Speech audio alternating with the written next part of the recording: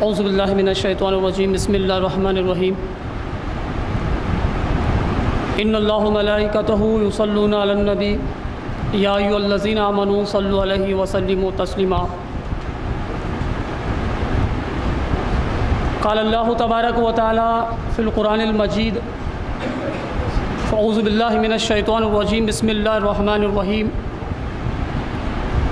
والذین آمنوا اشد حبا للہ وقال اللہ تبارک و تعالی لن تنالوا البر حتى تنفقوا مما تحبون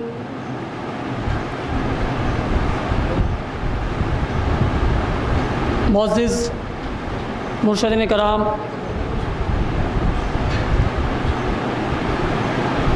عزیز بزرگوں اور ساتھیوں، اللہ کا فضل، اللہ کا کرم، اس کا احسان کہ اللہ نے مجھ جیسے ناچیز کو آپ کے درمیان کھڑے ہونے کا موقع دیا۔ آج میں آپ کے سامنے جو کھڑا ہوں وہ میرے پیر، میرے مرشد کی دعا ہے، ان کی دعاؤں کا اثر ہے، ان کی نظر کرم ہے۔ بہرحال میں آپ کا زیادہ وقت نہ لیتے ہوئے اپنے موضوع پہ آتا ہوں۔ آج جو مجھے موضوع دیا گیا ہے، جو ٹاپک دیا گیا ہے، اس کے بارے میں ہزاروں لاکھوں علماؤں نے کوشش کی لیکن اس کی تعریف بیان نہیں کر سکے۔ تو مجھ جیسا حقیر بندہ اس کے تعلق سے آپ کے بارے میں کیا کہے؟ اور وہ موضوع و عنوان عشق الہی ہے۔ یہ ایسا موضوع ہے جسے آج تک نہ کسی شخص نے بیان کیا اور نہ کیا جا سکتا ہے۔ حضرت ابن دباغ رحمۃ اللہ تعالیٰ علیہ کہتے ہیں کہ عشق کیا ہے یہ صرف وہی بتا سکتا ہے جس نے اس کا مزہ چکھا ہے، اور جو اس کا مزہ چکھتا ہے وہ اس حالت میں نہیں رہ سکتا کہ وہ اس کی تعریف بیان کر سکے۔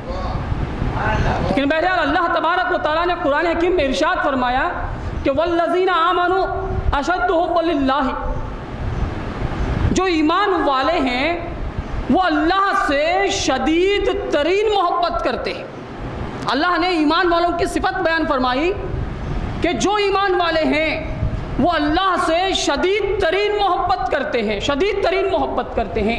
اور دوسری طرف اللہ تبارک و تعالیٰ نے قرآن مجید میں ارشاد فرمایا لن تنالوا البر حتى تنفقوا مما تحبون، تم اس وقت تک نیکی کو نہیں پہنچ سکتے جب تک کہ تم اپنی عزیز ترین چیز کو اللہ کی راہ میں قربان نہیں کر دیتے، اللہ کی راہ میں دے نہیں دیتے۔ تو اگر ہمیں ایک طرف نیکی تک پہنچنا ہے تو پہلے اپنی عزیز ترین چیز کو اللہ کی راہ میں دینا ہوگا، اس کے بعد ہم نیکی تک پہنچ سکتے ہیں۔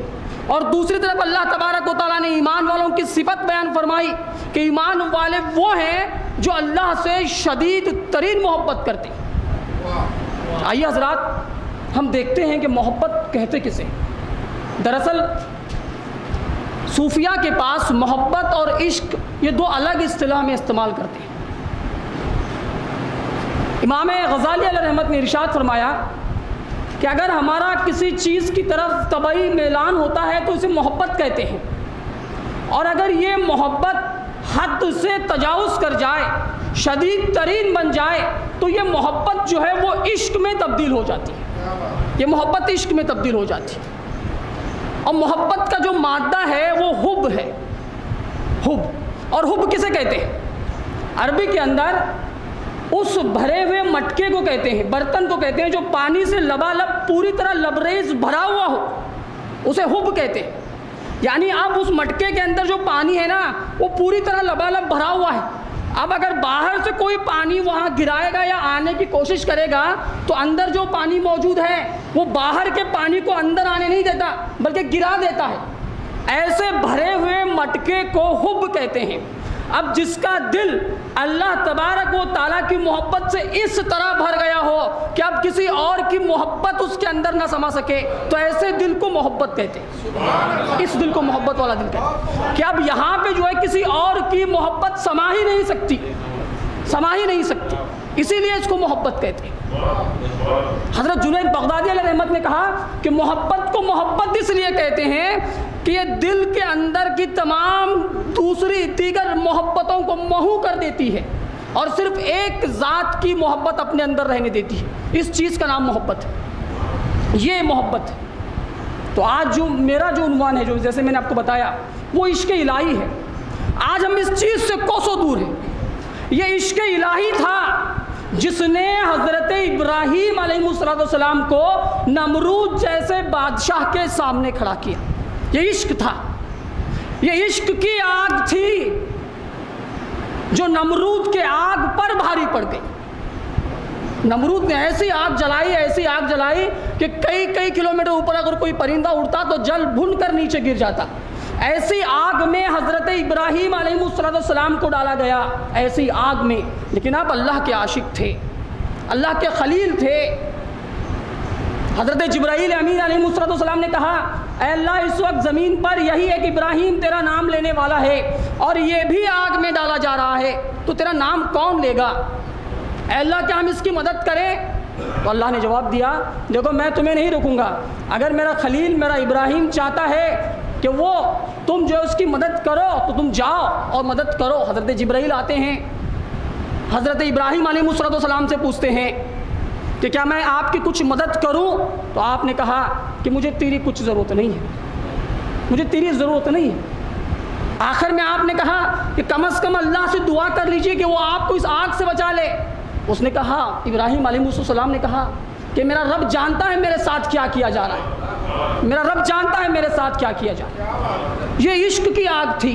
جب حضرت ابراہیم کو آگ میں ڈالا گیا تو اب وہ جو عاشق، اللہ رب العزت فوراً اللہ تبارک و تعالیٰ نے آگ کے اوپر حکم جاری کر دیا کہ اے آگ تو میرے خلیل کے لیے ٹھنڈی اور سلامتی والی بن جا۔ روایتوں میں آتا ہے کہ دنیا میں اس وقت جتنی آگ تھی نا وہ ٹھنڈی ہو گئی۔ ہر آگ نے یہ سمجھا کہ یہ رب کا حکم میرے لیے ہے، اور حضرت ابراہیم علیہ السلام اس آگ میں آرام سے پہنچے۔ یہ ایسے ہوتے ہیں عاشق۔ جب آپ کو اپنے بیٹے سے عشق ہو گیا تو وہاں پھر آزمائش آ گئی۔ اللہ تبارک و تعالیٰ نے پھر آزمایا ایک مرتبہ اپنے عشق کو، اور ان کے بیٹے کو ذبح کرنے کے لیے کہا گیا۔ حضرت اسماعیل علیہ السلام کی گردن پہ آپ نے چھری چلائی، ایسا نہیں کہ آپ نے قربان نہیں کیا، چلائی آپ نے چھری۔ اور آخر میں طویل گفتگو نہیں کرنا چاہتا، بس آپ کو اشارتاً سمجھا رہا ہوں۔ جب وہ چھری چلی نہیں تو آپ نے اس چھری کو غصے سے زمین پہ دے مارا اور پوچھا کہ تو چلتی کیوں نہیں؟ تو اس چھری کو اللہ تبارک و تعالیٰ نے قوت گویا عطا فرمائی۔ اس چھری نے کہا کہ جس خدا کے ایک مرتبہ حکم پر تم نے اسماعیل کو ذبح کیا، اس خدا کا مجھے 70 مرتبہ حکم ہوا ہے کہ وہ اسماعیل کی گردن پہ نہ چلے۔ یہ عاشقوں کی ادا ہوتی۔ اب اس سے ذرا آگے آئیے، سرکار دو عالم صلی اللہ علیہ وسلم کا زمانہ ہے۔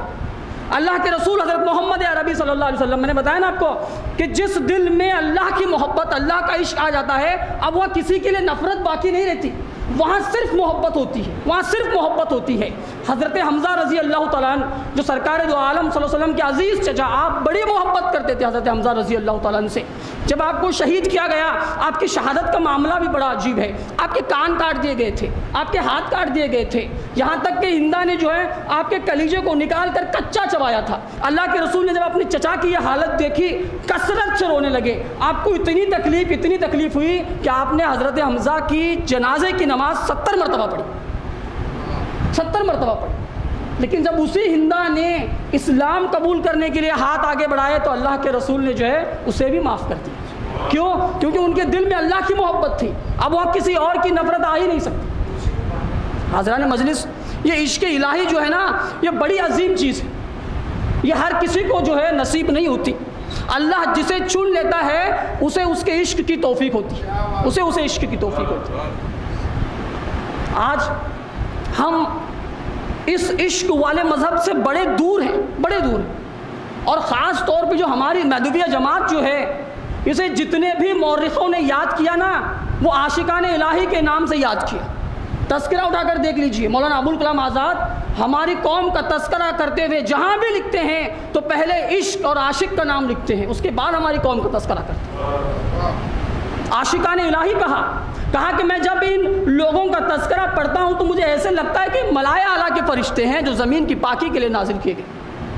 مزید لکھتے ہیں کہ جب ان لوگوں کے اوپر بھوک کا غلبہ ہو جاتا تو یہ نماز پڑھنے لگتے، اور نماز پڑھ کے جب سلام پھیرتے تو ان کے چہروں سے جو ہے شہنشاہوں کی بے نیازی ٹپکتی تھی۔ شہنشاہوں کی، یہ عاشق الہی ہوتے ہیں، عاشقان الہی انہیں کہتے ہیں۔ بھوک پیاس ترسا رہی ہے، لیکن جب نماز کے لیے کھڑے ہو گئے اور نماز سے فارغ ہو گئے تو دیکھنے والوں کو ایسے لگتا کہ جیسے کسی ملک کے شہنشاہوں کی بے نیازی ٹپکتی تھی۔ یہ عشق ہے۔ آج ہم اس دولت سے بہت دور ہیں۔ عشق اور محبت کی جو دولت ہے اس سے آج ہم کوسوں دور ہیں۔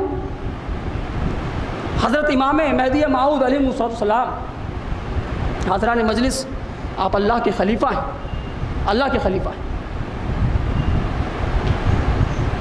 ضمناً ایک بات یاد آ گئی، اس لیے بتا رہا ہوں۔ آپ کا مقام و مرتبہ نہ کوئی سمجھ سکا اور نہ کوئی سمجھے۔ کسی کے مقام کو سمجھنے کے لیے اس کے مقام سے اوپر اٹھنا پڑتا ہے، تب جا کر نیچے والے کا مقام سمجھ میں آتا ہے۔ آج اگر کوئی شخص مقام مہدی کو سمجھنا بھی چاہے تو نہیں سمجھ سکتا، نہیں سمجھ سکتا، کیونکہ آپ کا مقام بڑا اعلیٰ ہے۔ اللہ کے رسول صلی اللہ علیہ وسلم نے ارشاد فرمایا، المہدی من اہل البیت یصلی اللہ فی اللیل، کے الفاظ آئے کہ مہدی ہم اہل بیت سے ہیں اور اللہ تبارک و تعالیٰ رات و رات ان کو صلاح سے موصوف کرے۔ یعنی امام مہدی کی تعلیم کی جو ذمہ داری ہے، آپ کی اصلاح کی جو ذمہ داری ہے، وہ اللہ کی۔ مہدی کسی مکتب میں پڑھ کر فارغ نہیں ہوں گے، مہدی کوئی تفسیر پڑھ کر بیان نہیں کریں گے، مہدی کا کوئی استاد نہیں ہوگا، مہدی کا جو معلم ہوگا وہ خود اللہ تبارک و تعالیٰ، جس کی اصلاح خود اللہ کر رہا ہے۔ اب نہ اس کے کلام میں بگاڑا سکتا ہے نہ اس کے عمل میں بگاڑا سکتا ہے، کیونکہ اس کی اصلاح کی ذمہ داری اللہ کی۔ اب اگر جس کی اصلاح کی ذمہ داری اللہ نے لے لی ہو، اگر آپ اس کے فرمان میں، ان کے فرامین میں اور ان کے اعمال میں نقص نکالتے ہیں تو کوئی آپ مہدی کے نہیں بلکہ اللہ کے۔ اسی لیے اللہ تبارک و تعالیٰ کے رسول حضرت محمد عربی صلی اللہ علیہ وسلم نے ارشاد فرمایا، جس کے راوی حضرت جابر رضی اللہ تعالیٰ نے، اور اس حدیث کو، یہ حدیث بڑے غور سے سنیے آپ، بڑی پیاری حدیث۔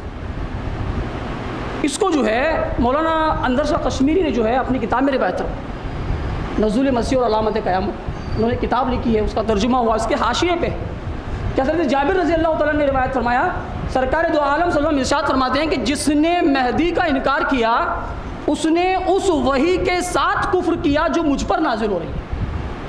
مہدی کا انکار اللہ کے رسول کا انکار ہے، اللہ کے رسول کے اوپر جو وحی اتر رہی ہے نا اس کا انکار ہے۔ تو بہرحال میں بتا رہا تھا امام مہدی موعود علیہ السلام کا مقام و مرتبہ یہ ہے، اور ایسے ہی نہیں ہے۔ روایتوں میں ہمیں معلوم ہوتا ہے کہ امام مہدی موعود علیہ السلام کے اوپر جو ہے 12 سال کا جذبہ رہا۔ جذب کی حالت جو ہے آپ پہ طاری رہی۔ یہ جذب آخر ہے کیا؟ اگر یہ سمجھ میں آ گیا نا تو پھر تمام راستے آسان ہو جائیں۔ اللہ تبارک و تعالیٰ نے سورہ شورى میں اللہ تک پہنچنے کے 2 راستے بتائے۔ کتنے؟ 2۔ ایک راستہ جسے اجتباء کہا جاتا ہے، ایک راستہ جسے منیب کہا جاتا ہے۔ اجتباء کا معنی ہے جذب، اپنی طرف کھینچنا، کشش، اسے اجتباء، یہ جذب ہے۔ اور دوسرا جو راستہ ہے وہ سلوک کا راستہ ہے۔ بڑے غور سے سنیے، بڑی توجہ کی بات، اگر آپ کا ذہن ادھر ادھر ہوگا تو آپ کو بات سمجھ میں نہیں آئے گی۔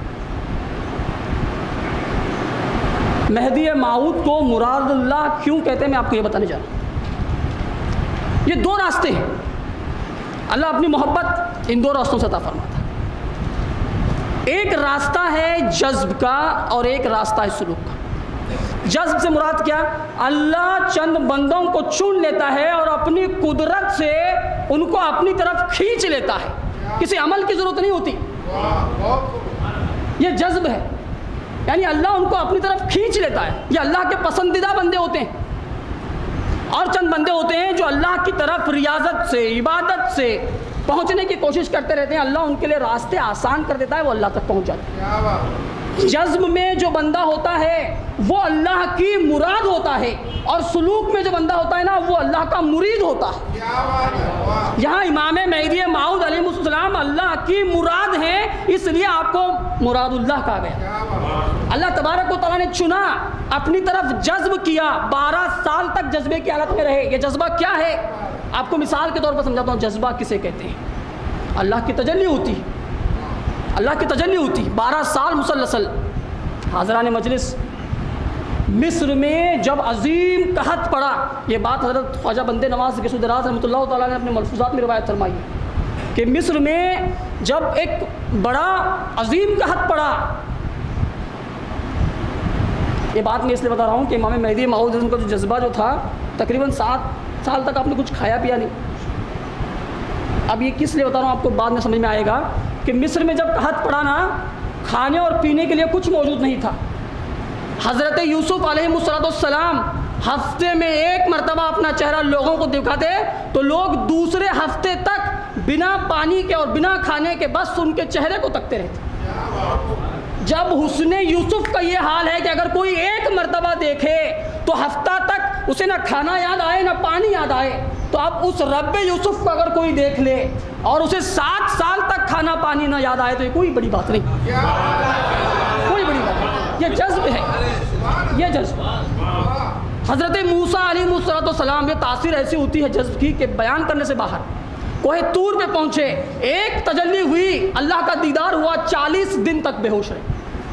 حالت یہ کہ جب آپ وہاں سے واپس آئے تو اپنے چہرے پہ نقاب ڈالا ہوا تھا، چہرے پہ نقاب ڈالا ہوا تھا۔ کیوں پتہ ہے؟ اس کے بعد اگر کوئی شخص آپ کا چہرہ دیکھ لیتا تو اس کی بصارت سلب ہو جاتی، اس کی آنکھیں چلی جاتی۔ یہ اللہ تبارک و تعالیٰ کے دیدار کا یہ ظاہری اثر تھا کہ حضرت موسیٰ کو اگر کوئی دیکھ لیتا تو اس کی آنکھیں چلی جاتی۔ آپ کی بیوی نے کہا میں آپ کا چہرہ دیکھنا چاہتی ہوں۔ کہا کہ دیکھ، اگر تو میرا چہرہ دیکھے گی تو تیری بس آنکھیں چلی جائیں گی۔ کہا کہ نہیں، میں دیکھنا چاہوں گا۔ تو ٹھیک ہے، حضرت موسیٰ نے اٹھایا، فوراً آپ کی بیوی نے ایک آنکھ بند کری اور ایک آنکھ سے جو آپ کے چہرے کا دیدار کیا۔ دیدار کرنا تھا، آپ کی آنکھ چلے گی۔ آپ کی بیوی نے کہا، وہ آنکھ بند کر لی اور کہا میں دوبارہ دیکھنا چاہتی ہوں، آپ دوبارہ اٹھائیے۔ جب دوبارہ اٹھایا تو وہ بھی آنکھ چلی گئی۔ حضرت موسیٰ کی بیوی نے اللہ سے دعا کی، کہا اے موسیٰ، آپ میرے رب سے دعا کیجئے کہ اللہ مجھے ہزاروں اور لاکھوں آنکھیں عطا فرمائے اور اسی طرح میں ایک ایک آنکھ آپ کے چہرے کا دیدار کرتے رہوں۔ یہ ہے تجلی، اسے کہتے ہیں تجلی۔ اس طرح کا 12 سال کا عرصہ حضور امام مہدی موعود علیہ السلام نے جذب کی حالت میں گزارا، اور چونکہ آپ اللہ کے خلیفہ تھے اس لیے اللہ تبارک و تعالیٰ جب فرض نماز کا وقت آتا تو آپ کو جذب سے اٹھاتا، نماز ادا کرواتا اور دوبارہ جذب میں چلے۔ وہاں بس اللہ کی تجلیات تھی، اور کیا تھی، کیسے تھی، نہ کوئی زبان بیان کر سکتی ہے، نہ کوئی قلم کے اندر اتنی طاقت ہے کہ اسے تحریر میں لا سکتی۔ یہ چکھنے کی بات ہے، چکھایا جاتا ہے، پلایا جاتا ہے، سنایا نہیں جاتا، سنایا نہیں جاتا۔ حضران مجلس، ہمارے پاس جو چیزیں ہیں وہ بڑی اعلیٰ ہیں۔ عشق و محبت کی جو چیزیں ہمارے پاس ہیں نا، وہ کسی اور کے پاس نہیں ہیں۔ آج بھی اگر ہم یہ چیزیں کسی کے سامنے رکھیں تو کسی کی مجال نہیں کہ ہمارے اوپر انگلی اٹھا سکے۔ یہ وہ چیزیں، یہ وہ اعلیٰ تعلیمات ہیں، ولایت خاص جو فرائض ولایت ہیں، یہ امامنا مہدی موعود علیہ السلام نے ہم پر فرض کیا۔ آپ کی نسبت ہے، ورنہ یہ فرائض ولایت نہیں، یہ فرائض الہی ہیں۔ نسبتی طور پہ ہم اس کو جو ہے فرائض ولایت کہتے ہیں۔ امام مہدی نے اپنی مرضی سے نہیں کہا، اللہ کا حکم تھا، اللہ کا حکم تھا۔ تو یہ محبت کا انٹروڈکشن تھا جو میں نے آپ کو بتایا۔ حضران مجلس، اب محبت کے مقام پہ پہنچا کب جاتا ہے؟ حضرت خواجہ حسن بصری رحمۃ اللہ تعالیٰ علیہ سے پوچھا گیا کہ آپ کتنے عرصے میں جو ہے محبت کے مقام پر پہنچے؟ انہوں نے کہا مجھے 3 دن لگے۔ پہلے دن میں نے دنیا کو ترک کیا، دوسرے دن آخرت کو ترک کیا، اور تیسرے دن جو ہے میں محبت کے مقام پر فائز ہو گیا۔ جب رابعہ بصری رحمۃ اللہ تعالیٰ علیہ کو یہ بات پہنچی تو آپ نے کہا کہ حسن بصری پہنچے لیکن بڑی دیر سے پہنچے، میں تو صرف 3 قدم پر پہنچی ہوں۔ پہلا قدم اپنے تئیں فنا کیا، دوسرا قدم آخرت کو فنا کیا، اور تیسرے قدم پر مقام محبت پہ جو ہے فائز ہوتے ہیں۔ اگر ہم صحابہ مہدی کو دیکھتے ہیں تو یہاں اس سے بھی عرصہ کم ہے۔ شاہ خدمی رضی اللہ تعالیٰ عنہ امام مہدی موعود علیہ السلام کی نظر جب پڑتی ہے، کیا معاملہ تھا، نظر کا اثر کیا تھا؟ کہا کہ بندے کی آنکھ پھوٹ جائے اگر بندے نے بیچ میں مہدی کو دیکھا، بندے نے خدا کو دیکھا۔ آپ کہیں گے وہ کیسے؟ یہ میں نے بتایا نا، جذب جو ہوتا ہے وہ دو طریقوں سے ہوتا ہے۔ ایک جس کو اللہ اپنی طرف کشش کر لے، اب اسے کوئی نہیں روک سکتا، اور دوسرا طریقہ کیا ہے، عبادت کے ذریعے، جسے تاثیر عبادت کہتے ہیں، اور ایک طریقہ ہے جسے تاثیر شیخ کہتے ہیں صوفیہ کی اصطلاح میں۔ نظر کا اثر ہوتا ہے، اسی لیے امام مہدی موعود علیہ السلام نے کہا کہ بندے کی ایک نظر 1000 سال کی عبادت سے بڑھتی ہے۔ 1000 سال کی عبادت سے بھی آپ اس مقام پر نہیں پہنچ سکتے جس مقام پر امام مہدی کی ایک نظر پہنچا دیتی ہے۔ شاہ خدمی رضی اللہ تعالیٰ عنہ پر ایک نظر پڑی، بس دیدار خدا ہو گئے۔ کیا اس مقام تک ہم عبادت کے ذریعے پہنچ سکتے ہیں؟ اس کی مثال ایسی ہے جیسے سمجھو ایک قطرہ ہے پانی کا، ایک بوند ہے، یہ اب تک قطرہ ہے، بوند ہے، ہم اسے بوند کہتے ہیں۔ اگر اسی بوند اور اس قطرے کو کسی سمندر میں ڈال دیا جائے تو اب بتاؤ وہ قطرہ کیا ہے؟ جب وہ قطرہ اپنے آپ کو فنا کرتا ہے سمندر میں تو اب وہ قطرہ قطرہ نہیں رہتا، وہ سمندر بن جاتا ہے۔ اسی لیے اللہ تبارک و تعالیٰ کے رسول کی حدیث کا مفہوم ہے کہ جب اللہ کا کوئی بندہ اللہ کا قرب اتنا حاصل کر لیتا ہے تو اللہ تبارک و تعالیٰ اس کے ہاتھ بن جاتا ہے جس سے کرتا ہے، اللہ تبارک و تعالیٰ اس کی زبان بن جاتی ہے جس سے کہتا ہے، اللہ تبارک و تعالیٰ اس کی آنکھ بن جاتی ہے جس سے دیکھتا ہے۔ تو یہ تاثیر ہوتی ہے نظر کی جو حضور امام مہدی موعود علیہ السلام کی تھی، کہ آپ نے جو ہے نظروں سے لوگوں کو وہاں سے وہاں تک پہنچا دیا جہاں تک کے بارے میں ہم سوچ بھی نہیں سکتے، ہمارا خیال، ہمارا گمان تک نہیں پہنچ سکتا۔ تو یہ محبت اور عشق کی باتیں حضران مجلس، آج ضرورت ہے اس چیز کی کہ ہم ہمارے ان تعلیمات کو، یہ ہماری میراث نہیں ہے، ہم ان تعلیمات کے داعی ہیں، یہ تعلیمات کے داعی ہم ہیں۔ اللہ نے ہمیں ایک قوم کے نام سے یاد کیا، فسوف یأتی اللہ بقوم کے الفاظ جو آئے ہیں ہماری قوم کی تعریف کے بارے میں، دو صفتیں ہیں۔ پہلی صفت، اللہ ان سے محبت کرتا ہے، اللہ نے اپنی محبت کو مقدم رکھا، کہا کہ میں ان سے محبت کرتا ہوں اس لیے ان کو لایا، اور دوسری وہ اللہ سے محبت کرتے ہیں۔ تو یہ جو تعلیمات ہیں یہ ہماری اپنی حد تک نہیں ہیں، یہ اللہ کے رسول حضرت محمد عربی صلی اللہ علیہ وسلم کے تعلیمات تھے۔ حضرت خضر کے ذریعے حضور امام مہدی موعود علیہ السلام تک، پھر حضور امام مہدی موعود علیہ السلام کے ذریعے ہم تک پہنچے۔ تو یہ ہمارے پاس رکھنے کے نہیں ہیں، یہ لوگوں کو بتانے کے ہیں۔ ہم داعی ہیں، اس وقت ہمارا مقام، ہمارا مرتبہ داعی کا ہے، دعوت دینے والے کا ہے۔ اگر آپ نے کسی کو دعوت کا کام سونپا، دوسرے دن آپ کے گھر میں کچھ فنکشن ہے، ایک شخص بھی نہیں آیا، ایک شخص بھی نہیں آیا، آپ کسے دوش دیں گے، کسے ملزم ٹھہرائیں گے؟ میں آپ سے پوچھتا ہوں، ان لوگوں سے جو آپ کے گھر تک نہیں آئے، یا اس سے جس نے آپ کی دعوت لوگوں تک نہیں پہنچا؟ ان لوگوں کا قصور نہیں ہے، کیونکہ آپ کا داعی وہاں تک گیا ہی نہیں، تو وہ لوگ آئیں گے کیسے؟ تو یہ ہمارا قصور ہے کہ ہم نے صحیح پیغام لوگوں تک پہنچایا نہیں، تو وہ لوگ آئیں گے کیسے؟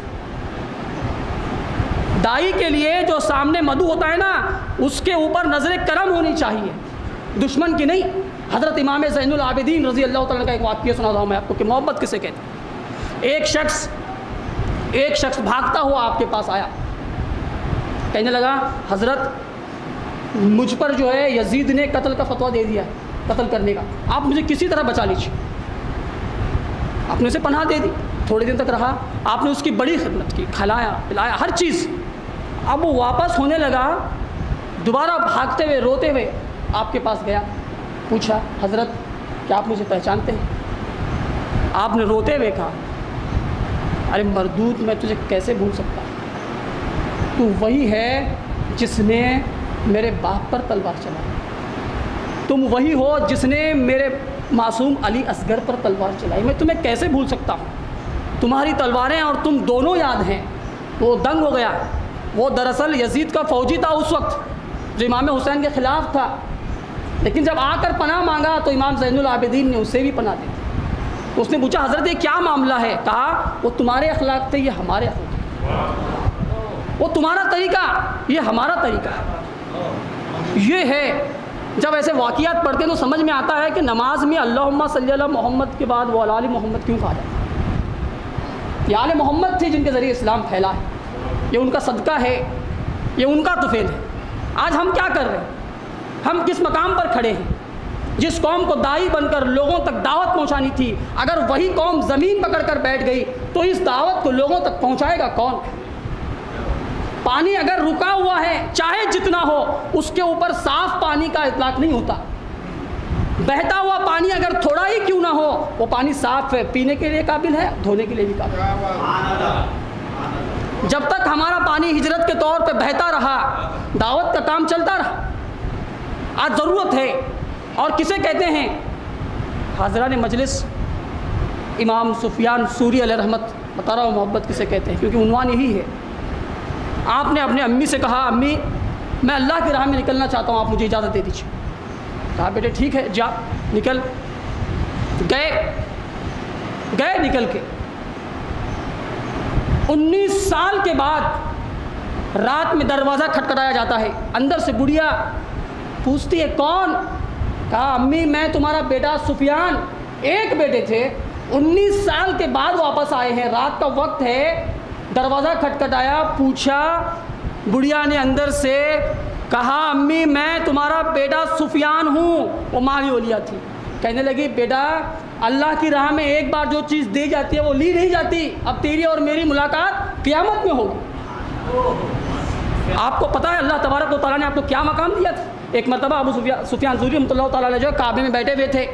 ابو منصور جو اس وقت خلیفہ تھا، کسی وجہ سے جو ہے آپ کو پھانسی دے دینے کا حکم دیا. ایک شخص دوڑتا ہوا آیا اور کہنے لگا اے سفیان ثوری آپ یہاں سے چلے جائیے، آپ کی قتل کا فتویٰ نکل چکا ہے، آپ کو پھانسی دی جانے والی ہے. آپ اٹھے. دیکھیے میں بتا رہا ہوں کہ عاشقان الہی کیسے ہوتے ہیں. کعبے کا غلاف پکڑا اور کہا اے اللہ، اس وقت منصور حج کو آ رہا تھا، کہا اے اللہ اگر منصور تیرے گھر میں داخل ہوا تو تیری اور میری دوستی کٹ.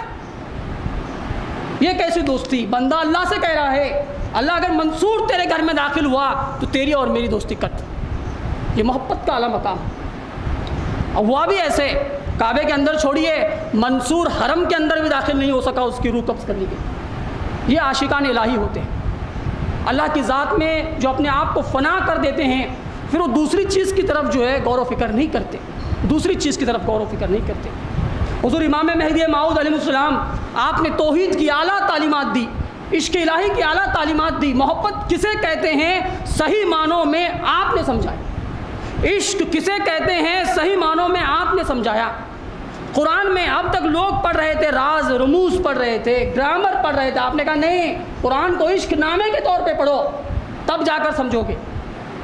حضور امام مہدی موعود میاں مصطفیٰ گجراتی علیہ رحمت اس واقعے کی روایت فرماتے ہیں اپنے مکتوبات میں. ایک سائل جو بیٹھے ہوئے تھے پوچھا حضرت عیسیٰ علیہ السلام جب مردوں کو زندہ کرتے تو کہتے کم بزن اللہ، اٹھ اللہ کے حکم سے. اور چند اولیاء ایسے ہیں جو صرف بزن اللہ کے نام سے اٹھاتے ہیں، میرے حکم سے. دراصل وہ سائل کو بتانا تھا کہ اولیاء کا تصرف کتنا ہے. تو امام مہدی موعود علیہ السلام بڑا پیارا جواب. آپ نے کہا اے دور پڑے ہوئے نادانوں، جہاں اللہ کے حکم سے کہا جا سکتا ہے وہاں میرے حکم سے کہنے کی کیا حاجت ہے؟ اسے فنا فی اللہ کہتے ہیں. یہاں اپنی ذات باقی ہی نہیں رکھی. کوئی انسان اگر کہہ رہا ہے کہ اٹھ میرے حکم سے تو وہاں ابھی میرا باقی ہے. اور جو انسان کہتا ہے کہ اٹھ اللہ کے حکم سے تو وہاں نہ میں ہے نہ میرا ہے، صرف اللہ ہے. تو اسی لیے حضور امام مہدی علیہ السلام نے کہا کہ جہاں اللہ کے حکم سے کہا جا سکتا ہے وہاں میرے حکم سے کہنے کی ضرورت نہیں ہے. ایک صحابی نے آپ کو نئے جوتے دیے، پرانے جوتے مانگ لیے، آپ نے دیے اور کہا کیا کرو گے؟ کہا حضور سر کا تاج بنا کر کرو. اور صحیح معنوں میں وہ جوتے اس لائق تھے کہ ہم اسے اپنا سر کا تاج بنائیں. لیکن آپ اللہ کے خلیفہ تھے، آپ لوگوں کو تعلیم دینے کے لیے آئے تھے، آپ لوگوں کو صحیح راستے پہ لانے کے لیے آئے تھے. آپ نے کہا دیکھو بھائی، پہنے اور پھاڑ. اگر بندہ محبت جہاں میں، جن کو محبت جہاں میں صرف پیسوں سے، دعا و سلام بھی جائز نہیں ایسوں سے بولے. اور مہدویوں کے لیے تو بس اللہ ہی اللہ میرے دوستوں. خیر، میں جو تقریر کرنے جا رہا ہوں اس کی شروعات تو ہے شہدائے کربلا سے،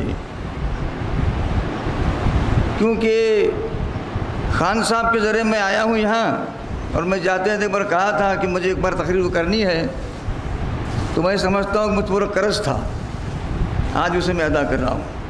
انشاءاللہ فرمان مہدی بھی ضرور آئیں گے درمیان میں.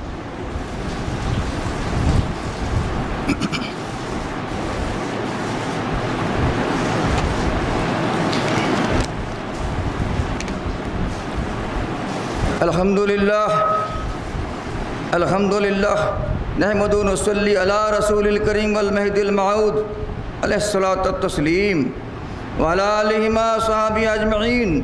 اما بعد، اعوذ باللہ من الشیطان الرجیم، بسم اللہ الرحمن الرحیم.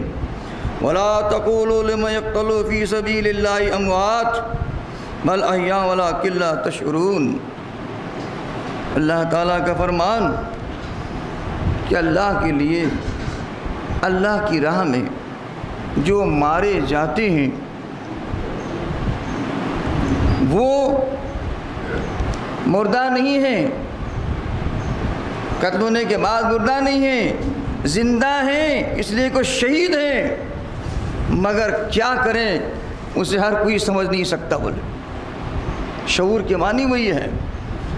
تو بھائی، ہمارے سامنے جو مشاہدین کرام میرے سامنے بیٹھے ہیں، میں ان کی عزت تعظیم کرتے ہوئے، اور یہاں ایسی ہستیاں بھی میرے سامنے ہیں جن کے لیے میں کیا کہوں، میری اوقات کیا ہے.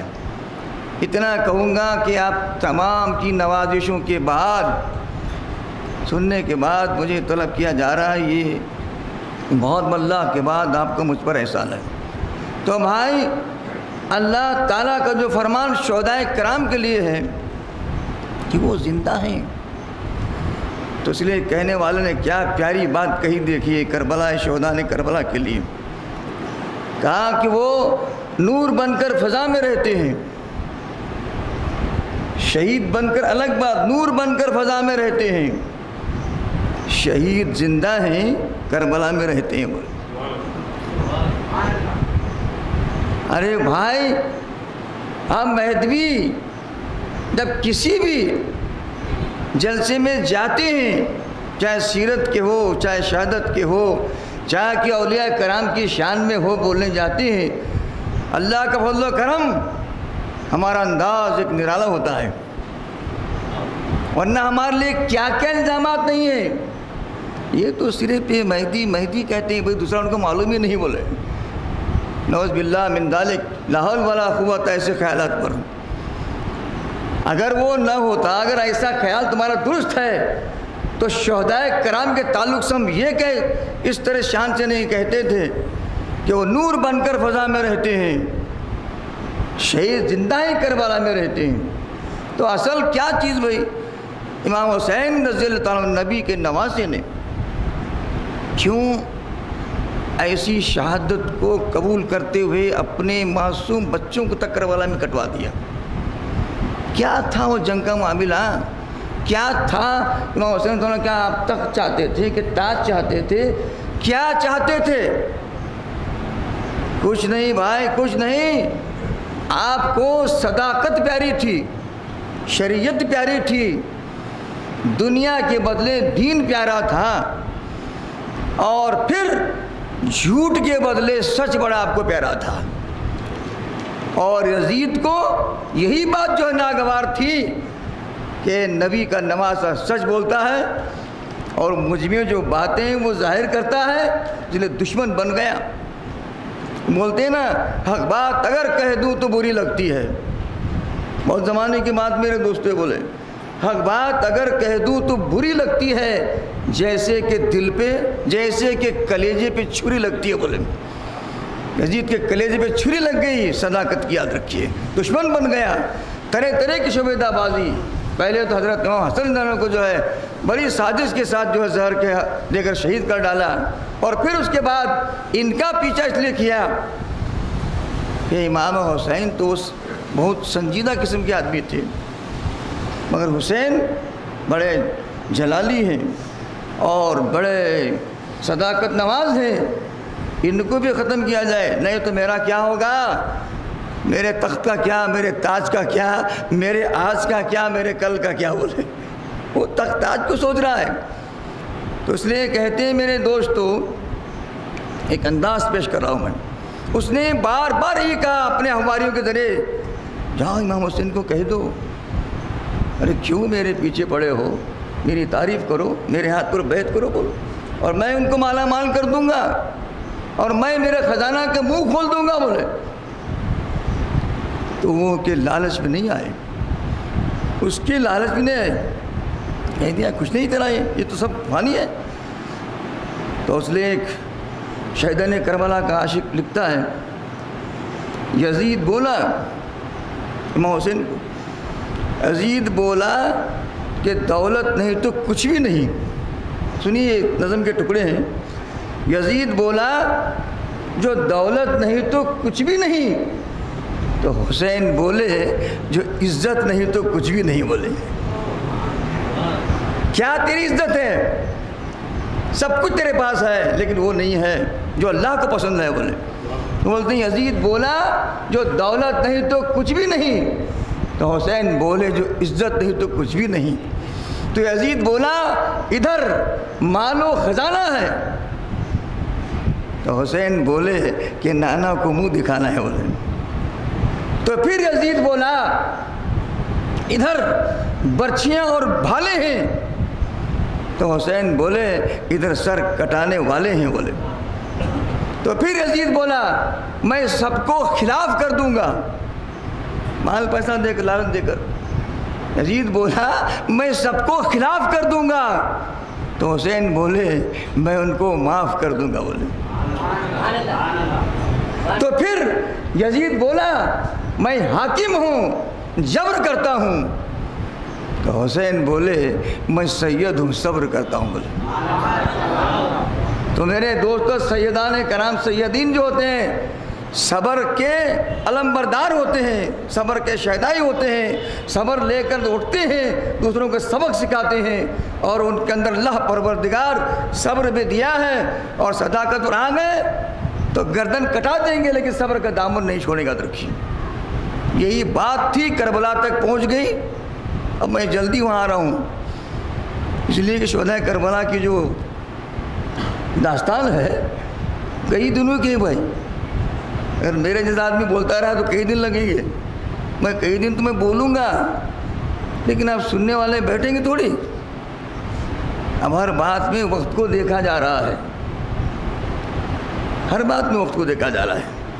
دیکھیے صاحب پہلے ہی کہتے ہیں بولنے والے کے لیے میاں ذرا شارٹ کرو. بولے تقریر جو ہے ذرا شارٹ کرو، اس لیے کہ ہمارے پاس وقت نہیں. بولے کیا بات ہے صاحب، وقت پر ظلم ہے تمہارا. اگر آپ کے پاس سے وقت خود اگر چلے گیا تو کیا کرو گے، وقت کا بھروسہ نہیں ہے.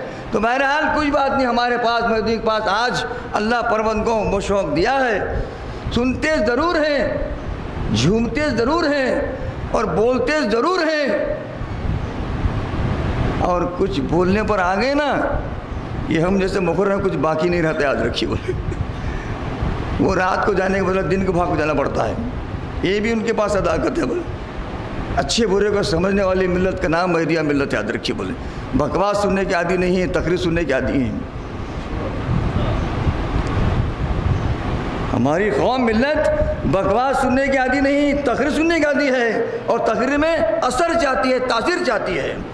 اس لیے کہتا ہوں بار بار میں، دل جوش میں لا فریاد نہ کر، دل جوش میں لا فریاد نہ کر، دل جوش میں لا، دل جوش میں لا فریاد نہ کر، تاثیر دکھا بکواس نہ کر. بولے کھلا بول رہا ہوں میں، سنیے صاحب.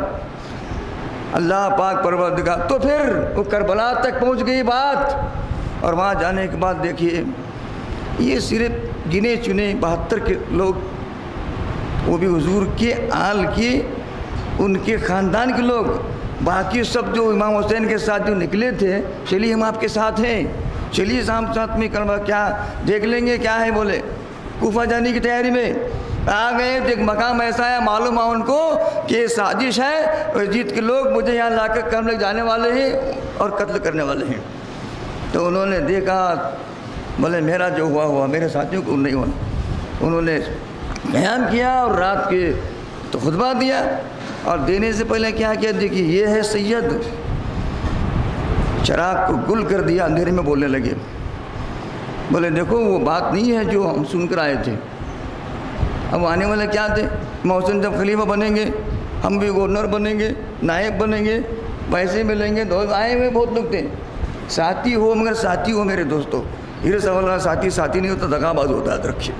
پھر انہوں نے چراغ پہ خطبہ دیا اور کہا کہ اب ہم پر جو ہے جو مصیبت آنے والی ہے برداشت کے باہر ہوگی، بولے ادھر ہزاروں کا لشکر ہوگا اور ہم تھوڑے لوگ ہوں گے، ہمارے پاس کیا ہے، اس لیے بہتر ہے میں چاہتا ہوں کہ جو لوگ مجھ سے آپ پاس آنا چاہتے ہیں آؤ، اور جو جانا چاہتے ہیں ان کے لیے ان کو میں آزاد کر دیتا ہوں، آپ جا سکتے ہیں۔ بول کر جو چراغ جو تھا چراغ ابھی بجھایا، کہا کہ ہم جا سکتے ہیں۔ بول کیا وجہ تھی، اس لیے کہ جانے والوں کو شرم نہ آئے۔ کیا سیدوں کا فلسفہ دیکھیے، سید کیسی کیسی مہربانی ہم پر ویسے لوگوں پر کرتے ہیں۔ دیکھا تو سب چلے گئے، صرف ان کا خاندان رہ گیا، 72 لوگ رہ گئے۔ تو پھر آ گئے میدان کربلا میں، آ گئے، پہلی تاریخ ہے محرم کی، اور دیکھنے کے بعد کہتے ہیں کہ چاند نکلا ہے۔ امام حسین نے کہا کہ چاند تو گوارا ہی نہ پڑے، کہ میں صداقت پر قائم رہوں گا، چاہے میری جان چلے جائے، میرے بچے کٹیں، مگر یزید کے ہاتھ پر میں کبھی بیعت نہیں کروں گا، اسے تسلیم نہیں کروں گا۔ وہاں کہہ رہے ہیں ایسا ہی ہوا، اور وہ ان کو بیعت لینے کے لیے کرنے کے لیے سب شوشے استعمال کر رہا تھا۔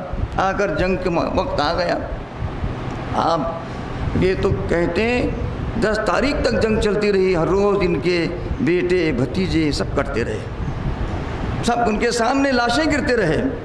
اس لیے آپ کو شہید نہیں شہید اعظم اس لیے کہتے ہیں، پورے خاندان کو جو ہے آپ نے جو کٹوا دیا، یاد رکھیے۔ بولے تو پھر اس کے بعد دیکھا بی بی آتی ہے شہر بانو، دیکھیے بولے سب تو یزیدوں نے بے دلیل کاٹ دیا، لیکن یہ معصوم اصغر جو ہے نا، یہ دودھ پینے والا بچہ ہے، آج میرے سینے سے دودھ بھی نہیں ڈھلک رہا ہے، اس لیے کھانا نہیں پینا نہیں، ماں کے سینے سے کیا ڈھلکے، خون نہیں بن، دودھ کہاں بننے والا ہے۔ تو پھر کہا کم سے کم میرے بچے کی زبان چکر جو باہر آ رہی ہے، تھوڑا پانی تو پلاؤں، ان کو بولو ظالموں کو ہم اپنے لیے نہیں بچے کے لیے پانی مانگنے والا آئے۔ حسین نے ہاتھوں میں لیا اور کہا کہ دیکھو میں جو لایا ہوں یہ میرا معصوم اصغر ہے، اور میں اس کے لیے کہہ رہا ہوں کہ چند قطرے پانی کی جو ہے چاہیے۔ بولے یزید کے خیموں میں سے ایک آدمی دیکھا اور دوڑتا ہوا گیا کہ دیکھو کیا لایا ہے۔ بولے دیکھا، ارے پہنچا پانی پہنچا، کہتے ہو جائے گا اندر سے، کہتے تیر کمان لا کر پیٹ کر دیے، اور کہتے ہیں کہ تیر ایسے چھوڑا انہوں نے کہ برابر امام اصغر کے حلق میں جو ہے گھس کر جو ہے ان کے ہاتھ میں سے باہر آ گیا، اور معصوم بچہ تھا وہیں رک گیا، اور خون یہ ہو گیا، اور کہا کہ دیکھو تجھے کہنے والا کہتا ہے ابر جا کے تو برسا وہاں کیوں نہیں، اے ابر جا کے تو برسا وہاں کیوں نہیں، اصغر کو بوند پانی ملا تھا جہاں نہیں۔ بولے پھر اس کے بعد کہتی لائت ان کو بھی بڑی مشکل سے دفنایا گیا، اور آخر بچے ہوئے تھے امام حسین 10ویں کے دن جو ہے وہاں آپ کے ساتھ یزید کے مقابلے میں آ گئے۔ کیا معاملہ تھا میرے دوست، اکیلے کیا لڑنے والے، لڑے مگر جان اپنی تن میں باقی تب تک لڑتے رہے، مگر اس کے پاس جھکے نہیں، یاد رکھیے لیجیے۔ لڑتے لڑتے پھر فوج آ گئی، چاروں طرف سے جو ہے تیر برسا رہے ہیں، تلواریں چل رہے ہیں، کئی زخم جسم پر آئے ہوئے ہیں، بھوکے ہیں پیاسے ہیں، مگر شہادت کی تمنا جو ہے دل میں ہے، صداقت پر قائم رہتے ہوئے۔ تو آخر ایک نے آواز لگائی، حسین تم تو بڑی جوامردی دکھا رہے ہو، پلٹ کر دیکھو تمہارے مستورات خیموں سے باہر آ گئے ہیں۔ بولے آپ دیکھا، تڑپ پر کہا اے سیدانیہ ابھی تک تم نے کبھی صورت کی کرنی نہیں دیکھی، باہر کیسے آ گئے، مگر فریب تھا، پلٹنا تھا۔ ایک نے آ کر تلوار ماری اور لاغر ہو گئے، نیچے گرے تو سنان نام کا آدمی اگر سینے پر بیٹھ گیا اور سینہ اتنے زور سے سینے میں نیزے کو مارا میرے دوستو، سینہ سے پار ہو کر زمین اتر گیا۔ پھر پوچھتا ہے ہاتھ لگا کر، یہاں دیکھیے کیا صداقت کی بات ہے، اب بتاؤ حسین کون نیچے کون اوپر، بولے کون جیتا کون ہارا؟ تو بولا ظالم تو کیا سمجھ رہا ہے؟ بولے ہار کا جیت کا معاملہ اللہ کے ہاتھ میں ہے۔ تو اس نے غصہ آیا بہت اسے، وہ کھینچا نیزہ تو کہ سینہ سب چھت گیا، پھٹ گیا، اور ویسے سیدھے میں سینے پر آ کر شمر لعین بیٹھتا ہے ان کی گردن کاٹنے کے لیے۔ کتنا ظلم دیکھیے بھائی، کیسا ظلم کر رہے ہیں۔ اور اس کے بعد کاٹنے کے بعد پوچھتا ہے بولو امام حسین اب تو تمہارا سر گردن کٹ گئی نا؟ بولے مجھے کچھ پتہ نہیں، بولے تجھے معلوم تو کاٹنے والا ہے، میں کٹانے والا ہوں، بولے۔ تو سر نکال لیا اور اس کے بعد نیزے پہ لگا کے جو ہے ناچنے لگا کے فتح ہو گئی۔ تو یہاں امام حسین کی عظمت معلوم ہوتی ہے، آپ کا سر جو ہے نا کٹ کر بھی نیچے نہیں گرا، یاد رکھیے، نیزے پہ لگا کے ناچتے ہوئے کہنے لگا۔ مگر تاریخ گواہ اس بات کی لکھتے ہیں ارے ظالم اب تو شرم کرو، بولے امام حسین کا سر کٹ کر بھی نیزے پہ لگ کر تمہارے سروں کے اوپر ہے اور تمہارے سر اس کے سر کے نیچے ہے، بولے قیامت تک جس سر نیچے رہے گا، رکھیے۔ پھر اس کے بعد یہاں جو ہے ہم مہدی کے پاس بولنے کی بات یہاں آتی ہے، یاد رکھیے۔ پھر اس کے بعد وہ خیموں میں چلے گئے اور مستورات جو تھے ان کے سامنے تھوڑی بہت بے ادبی بھی کیے۔ اس کے بعد دیکھتے ہیں تو ایک کراہنے کی آواز ہے ان کو، بولے یہ کون ہے؟ بولے تو بی بی آ کر بولتی ہے شہربانو، تو بولے یہ امام حسین کے بیٹے ہیں اور یہ ہماری ایک نشانی ہے آخری، اس کو مت کرو۔ ارے یزید کا فرمان ہے تمہارا کوئی باقی نہ رہے، بولے جا کر پکڑا اور چھرا ہاتھ میں مارنے کے تیار ہوا تو ہاتھ ذرا گرم لگا تو کہتا ہے ارے نہیں بھائی اس کو تو بخار ہے۔ دوسرا کہتا ہے بخار ہے، بیمار ہے، چھوڑ دو، اس لیے بیمار عابد کا نام مشہور ہے آپ، چھوڑ دو۔ بولے وہ تو راستے میں جا رہے ہیں، وہ مرے گا نہیں۔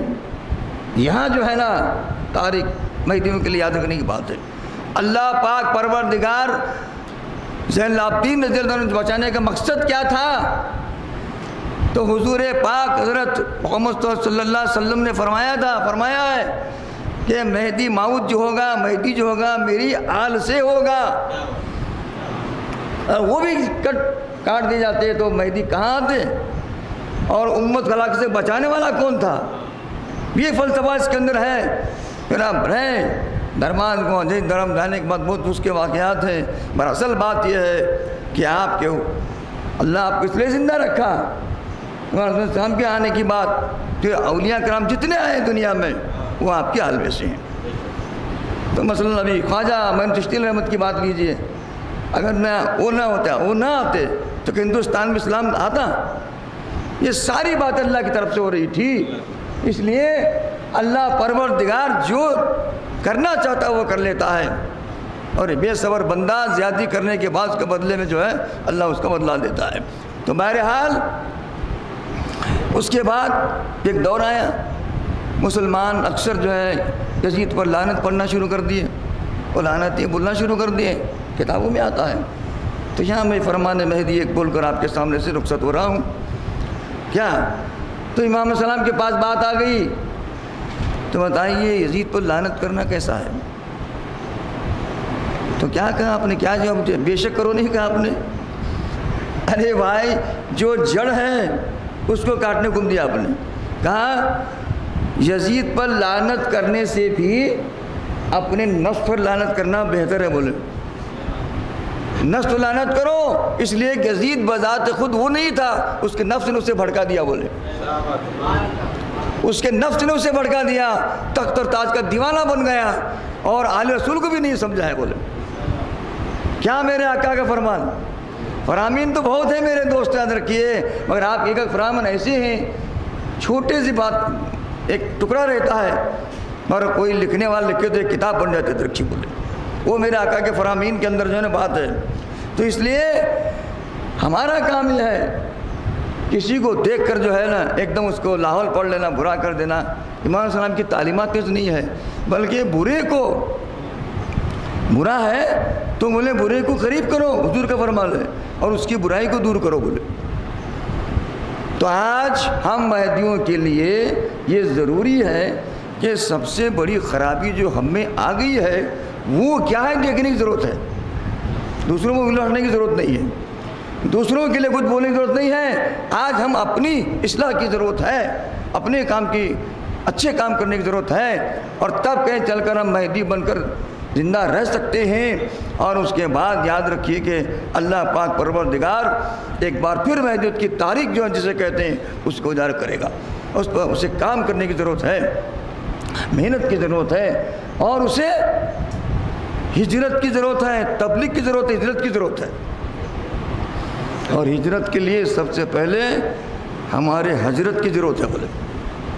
آج جو ہمارے حضرت، جو ہمارے مشائخین ملت ہیں، ہمارے پیر پیران طریقت ہیں، ان کی بھی ہم پر تھوڑی محنت اور ہماری اصلاح کی ضرورت ہے، اور ان کو ہمیں سمجھانے کی ضرورت ہے، اور ہمارا کام ان کی بات کو سمجھ کر کام کرنے کی ضرورت ہے۔ دیکھیے اب وہ نہیں ہے بولے، ذرا ہم آزاد ہو گئے ہیں، میں سچ کر رہا ہوں آزاد ہو گئے ہیں۔ یہ آزادی جو ہے نقصان دیتی ہے، یاد رکھیے بولے۔ کسی کی تابع داری جو رہتی ہے اس کے اندر جو غور کر کے دیکھ لیجیے۔ اس لیے تو میں بار بار کہتا ہوں، تجارت میں مایا بڑی چیز ہے، تجارت میں مایا بڑی چیز ہے، عمارت میں پایا بڑی چیز ہے۔ نہ دیکھو بزرگوں کو حقارت سے کبھی، کہ بزرگوں کا سایہ بڑی چیز ہے بولے۔ کون ہمارے بزرگ ہیں؟ وہاں چل کے جانا پڑے گا۔ تو میرے دوستو، ان تمام باتوں کے بعد آپ جو سن رہے ہیں حضرات، میں آپ کو سب سے پہلے آپ کا مشکور و ممنون ہوں، کیونکہ بہت سارے مقامات ہیں ہمارے، وہاں جانا بھی مشکل ہے۔ جانے کے بعد جو بات سننے میں آتی ہے تقریر کے لیے، ہجرت کرنے کے جانے کے بعد، نہیں صاحب معاف کرنا بولے، اجازت نہیں ہمارے پاس بولے تقریر سننے کی، کرنے کی بھی نہیں، سننے کی بھی نہیں۔ اسے پہلے ختم کرنے کی ضرورت ہے، اور مقرر کا کام یہ ہے میرے دوستو، ایسی تقریر کرے کہ تم پر کوئی انگلی نہ اٹھائے۔ ان کے لیے بھی آزادی نہیں ہے، یاد رکھیے بولے۔ تو اس کے لیے سب سے پہلے ہمارے نوجوانوں کے لیے ان کی تعلیم تربیت کے جو ہے مدرسوں کی ہونا بہت ضروری ہے، بچوں کی مدرسوں کی ہونا ضروری ہے۔ اور پھر اس کے بعد نگہبانی جسے کہتے ہیں، وہ صداقت نماز بزرگوں کی، اس کو نگہبانی کی ضرورت ہے۔ ورنہ آج حالات ہمارے بد سے بدتر ہو گئے، یاد رکھیے بولے۔ ہر کسی کی زبان پر دیکھو، کہیں بھی گاؤں میں جانا نہیں، وہ پہلے جو مہدیاں تھے اب وہ نہیں رہے صاحب، کہاں گئے وہ؟ نہیں، وہ تبلیغ میں گئے، اسلام جماعت میں گئے، اس میں گئے، اس میں گئے، تبلیغ میں گئے۔ جو تبلیغ میں گئے، باقی جو تبلیغ بھی نہیں کہنے، پبلک میں سے ہو۔ تو یہ کیا ہے؟ اس پر غور کیوں نہیں کرنے کا؟ کیوں گئے ہیں؟ ارے نہیں بولا آپ کا مدرسے نہیں، وہ نہیں بولتے ہوں۔ یہ ہمارے پاس تعلیم کی رواج ڈالنے کی ضرورت ہے، تب کہیں چل کر فرامین مہدی صلاۃ السلام جسے کہتے ہیں میرے عزیز میرے دوستوں، وہ ہمارے دماغ میں بیٹھنے والی بات ہے۔ اللہ پاک پروردگار سے دعا ہے، پروردگار جو ہے نا ہمیں ان کو سب کو مل کر جو ہے سمجھ کر کچھ کام کرنے کا توفیق عطا فرمائے۔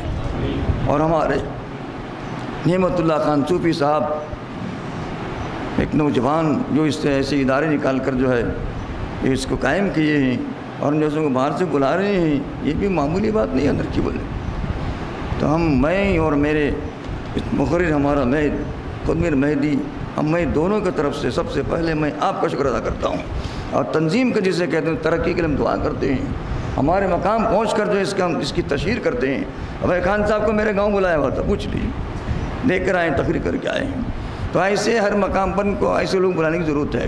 بس اللہ پاک پروردگار، ایک بار پھر میں کہوں گا، ان تمام باتوں کو بڑے غور و فکر کے ساتھ جو ہے سمجھنے کی توفیق عطا فرمائے، اور جو کام کرنے والے ہیں ان کو کام کرنے دینے کا موقع اللہ پروردگار ہم سے دلائے۔ ورنہ ہمارے پاس کیا ہے، رکاوٹیں بہت ہیں، رکاوٹیں بہت بھی ہیں. اس لیے ابھی تک اس لیے میں بار بار کہتا ہوں، آج جو ہے بولنے والوں کے لیے جو ہے نا اسٹیج نہیں ہے، اور اس راستے میں چلنے والوں کے لیے راستہ نہیں ہے. کیوں نہیں رکاوٹیں ہیں؟ تو سب راستوں کو کھولنا جو ہے نا اتنا آسان بھی نہیں ہے. کھولنا بولنا آسان ہے، کھولنا آسان نہیں بولے. تو میں گزارش کروں گا ہمارے خان صاحب ہیں اور ہماری اس ایسے کام میں جو دل و جان سے جو ہے اس میں لگنے والے ہمارے محترم سید جعفر رشید صاحب میرے ساتھ 2-3 مقام پر رہے. میں ان کا جو کچھ معاملہ دیکھا وہ عجیب قسم کا ہے، بولنے کی بات نہیں ہے. ہمارے پاس مہدیوں کے تعلق سے زیادہ تعریف بھی کرنے کا نہیں، یاد رکھیے. بولے تعریف کی بھوکی نہیں، وہ تعریف کی بھوکی نہیں ہے. ان کو دوسرے لوگ ہیں تعریف کو تو خوش ہوتے ہیں، اور مہدی تعریف کو تو غصہ آتا ہے اس سے. بولے کیوں؟ ارے تعریف اللہ کی ہے، بولے اللہ کے رسول کے معبود برحق کی ہے، اور جو کام کرتا ہے اس کے لیے اس کو مشورے کی ضرورت ہے، تعریف کی نہیں. جعفر رشید صاحب کہتے ہیں، میں نہیں کہہ رہا ہوں. بولے اللہ ہم تمام کو جو ہے اس بات کو سمجھنے کی مزید اور توفیق عطا فرمائے. بس وآخر دعوانا ان الحمد رب العالمین.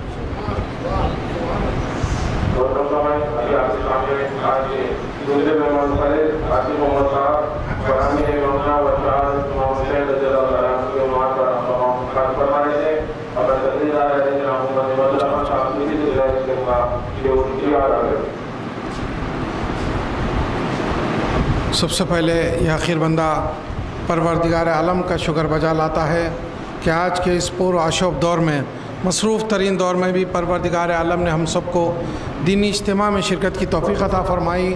یہ اللہ کا بہت بڑا احسان ہے. یہ آخر بندہ دونوں مہمان مقررین کا بھی جو ہے بہت مشکور و ممنون ہے کہ اتنی دور سے یہاں پر آئے ہم سب کو مخاطب کرنے کے لیے.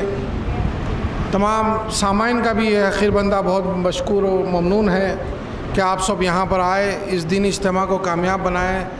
ہر بار کی طرح آپ سے بار بار جو ہے یہ درخواست کی جاتی ہے کہ نہ صرف آپ آئیں بلکہ اپنے دوست احباب کو بھی ساتھ لائیں، جن سے آپ محبت رکھتے ہیں ان کو بھی اس محفل میں لے کر آئیں. یاد رکھیے کہ اگر آپ کچھ تقاریر سے حاصل بھی نہ کریں، کچھ یاد بھی نہ رہے، تو یہاں پر آپ کا بیٹھنا بھی بیکار نہ جائے گا، کیونکہ آپ مسجد میں بیٹھ رہے ہیں. مسجد میں حضرت علی رضی اللہ تعالیٰ عنہ کا وہ فرمان یاد رکھیے، بار بار آپ کو یہ سنایا جاتا ہے. حضرت علی رضی اللہ تعالیٰ عنہ فرماتے ہیں کہ مجھے جنت میں رہنے سے زیادہ مسجد میں بیٹھنا پسند ہے، اس لیے کہ جنت میں رہوں گا تو میرا نفس خوش رہے گا، اور میں مسجد میں رہوں گا تو میرا رب مجھ سے خوش ہوگا. تو مسجد میں جو وقت آپ کا گزرتا ہے یہ وقت بھی جو ہے بیکار نہیں جاتا. آپ کا اتنا دیر بیٹھنا بھی خدا کی خوشنودی ہے، خدا کی عبادت ہے. تو لہٰذا آپ آئیے اور اپنے دوست احباب اور بچوں کو یہاں پر لائیے. کچھ نہ کچھ آپ یہاں سے حاصل کر کے ضرور جائیں گے. ہفتے میں 168 گھنٹے ہوتے ہیں، آپ سے صرف اللہ واسطے گھنٹہ 1.5 گھنٹہ مانگا جا رہا ہے. اس میں آپ کی جو ہے تربیت ہوگی، آپ کی جو ہے مذہبی جو ہے روشنائی بھی آگے بڑھے گی. اب آئندہ اتوار کو حضرت مولانا سید نفیس ستار خن میری صاحب ہم کو مخاطب فرمائیں گے فلسفے موت کے عنوان پر، کیونکہ ہر حقیقت دنیا کی یہ ہے کہ موت تو ہر ایک کو آنا ہے. اگر وقت سے پہلے پتہ چل جائے کہ موت آئے گی تو ہم کو کیا کرنا ہے اور موت کی تیاری کیسی کرنی ہے، تو پھر ہماری زندگی بھی سنور سکتی ہے، موت کا وقت بھی سنور سکتا ہے. تو فلسفہ موت ایک اچھا عنوان ہے، یہ آپ کے سامنے پیش کیا جائے گا آئندہ اتوار کو. آپ سب آئیے. اب مقدس تسبیح ہوگی اور دینی اجتماع اختتام کو پہنچے گا.